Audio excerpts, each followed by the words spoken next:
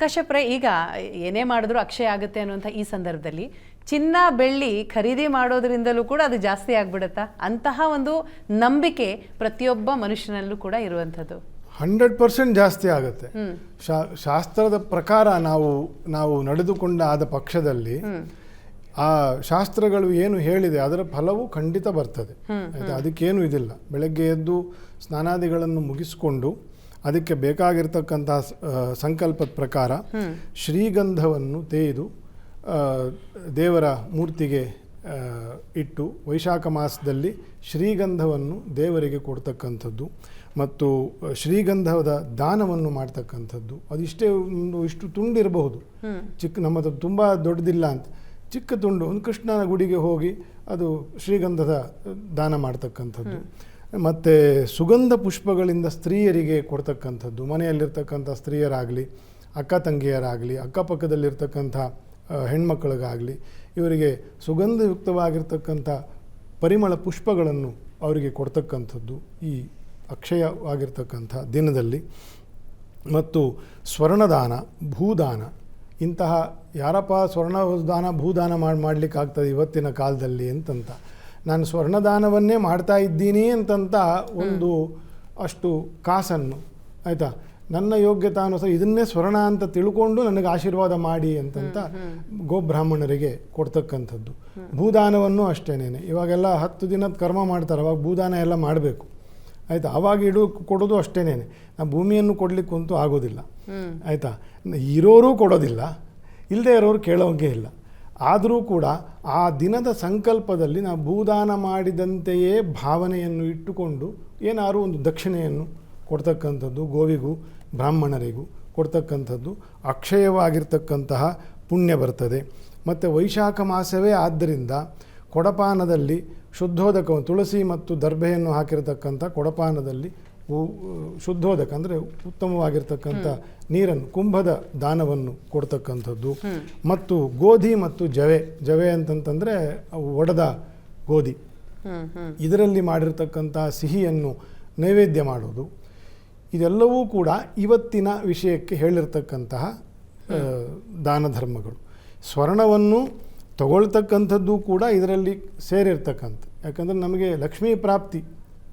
ಸ್ವರ್ಣ ಮತ್ತು ಬೆಳ್ಳಿ ಮತ್ತು ಬಂಗಾರವನ್ನು ಅವತ್ತು ಒಂದೊಂದು ಏನಾದ್ರು ತಕ್ಕೊಂಡು ಆಯ್ತು ನನ್ನ ಹತ್ರ ಇವತ್ತು ದುಡ್ಡಿಲ್ಲ ಎಂತ ಮಾಡೋದು ಅಂತ ಮನೆಯಲ್ಲಿರುವಂಥ ಚಿನ್ನವನ್ನೇ ದೇವರ ಪೂಜೆಯಲ್ಲಿ ಇಟ್ಟು ಅದನ್ನೇ ದೇವರಿಗೆ ಅಲಂಕಾರ ಅಂತಂತ ಮಾಡಿ, ಆಯಿತಾ. ಸೊ ಕೆರೆಯ ನೀರನ್ನು ಕೆರೆಗೆ ಚೆಲ್ಲಿ ಅಂತನಾರು ನಾಳೆ ಸ್ವರ್ಣವನ್ನು, ಯಾಕಂದರೆ ನಾವಿಲ್ಲಿ ಕೂತ್ಕೊಂಡಿರೋದು ಸರಳ ಮಾಡಿಕೊಡ್ಬೇಕೇ ಹೊರತುವೆ ಶಾಸ್ತ್ರಗಳಿಂದ ದಿಗ್ಬಂಧನ ಮಾಡಲಿಕ್ಕಲ್ಲ. ಹಾಗಾಗಿ ಇರುವವರು ಆ ಸಂಕಲ್ಪದಲ್ಲಿ ಒಂದಷ್ಟು ಹಣವನ್ನು ಕೊಡೋದು, 100 ರೂಪಾಯೋ 200 ರೂಪಾಯೋ 500 ರೂಪಾಯೋ ಆ ಸಂಕಲ್ಪದಲ್ಲಿ ಕೊಡೋದು, ಭೂದಾನವೋ ಸ್ವರ್ಣದಾನವೋ ಅಂತಂದು.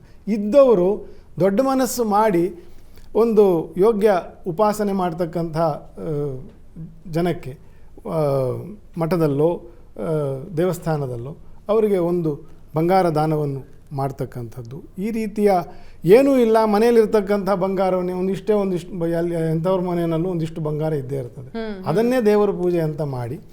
ಆಮೇಲೆ ಈ ಅಕ್ಷಯ ತೃತೀಯದಲ್ಲಿ ವಿಶೇಷವಾಗಿ ಪರಶುರಾಮನ 6ನೇ ಅವತಾರ, ರಾಮನ ಅವತಾರಕ್ಕಿಂತ ಮುಂಚೆ ಪರಶುರಾಮನ ಅವತಾರ, ಭಾರ್ಗವಾಯ ನಮಃ ಅಂತಂತ ಹೇಳಿ, ಜಮದಗ್ನಿಸುತೋ ವೀರಃ ಕ್ಷತ್ರಿಯಾಂತಕ ಪ್ರಭೋ ಗೃಹಾನರ್ಘ್ಯಂ ಮಯಾ ದತ್ತಂ ಕೃಪಯಾ ಪರಮೇಶ್ವರ.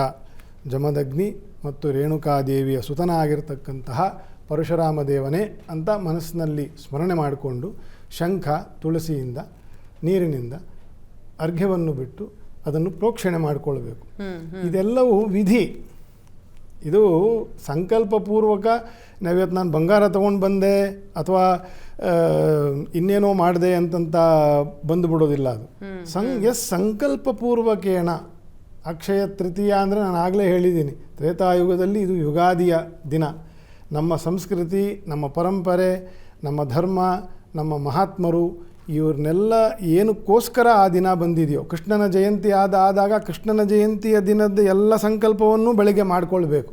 ರಾಮನ ನವಮಿ ಬಂತು, ರಾಮದೇವರ ಸಂಕಲ್ಪವನ್ನು ಚೆನ್ನಾಗಿ ಮನೆಯಲ್ಲಿ ಮಾಡಿಕೊಳ್ಬೇಕು, ಆಯ್ತು. ಆಯಾ ದಿನದಲ್ಲಿ ನಾವು ಲಿಂಕ್ ಆಗದೆ ಹೋದರೆ ಪರಂಪರೆಗೆ ಲಿಂಕ್ ಆಗದೇನೆ ಸುಮ್ಮನೆ ದೇವ್ರ ಪೂಜೆ ಮಾಡದೆ, ಬಂಗಾರ ತೊಗೊಂಡು ಬಂದೆ, ನೋಟ್ಗಳಿಂದ ಅಲಂಕಾರ ಮಾಡಿದೆ, ಇದೆಲ್ಲ ಅಟ್ಟರ್ ನಾನ್ಸೆನ್ಸ್. ಸರಿ ಸರಿ, ಅದಕ್ಕೆ ನಿಜವಾದ ಅರ್ಥನೇ ಬೇರೆ ಇರುತ್ತೆ. ನಾವು ಆಚರಿಸ್ತಾ ಇರುವಂತಹ ರೀತಿನೇ ಬೇರೆ ಕೆಜಿ ಬಂಗಾರ ಬೇಕಾದ್ರೂ ತಗೊಂಡು ಬನ್ನಿ, ಸಸಂಕಲ್ಪೇನ, ಆಯ್ತಾ, ಸರಿಯಾದ ಸಂಕಲ್ಪ ಏನು ಹೇಳಿದ್ದಾರೆ ಅದರ ಪ್ರಕಾರ ಮಾಡಿ ನೀವೊಂದು ಕೆಜಿ ಬಂಗಾರ ತಗೊಂಡು ಬನ್ನಿ, ಅದು 10 kg ಆಗ್ತದೆ.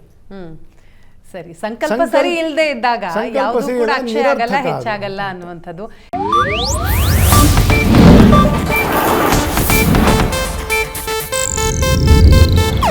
ಇದು ಏಷ್ಯಾನೆಟ್ ನ್ಯೂಸ್ ನೆಟ್ವರ್ಕ್ ಪ್ರಸ್ತುತಿ.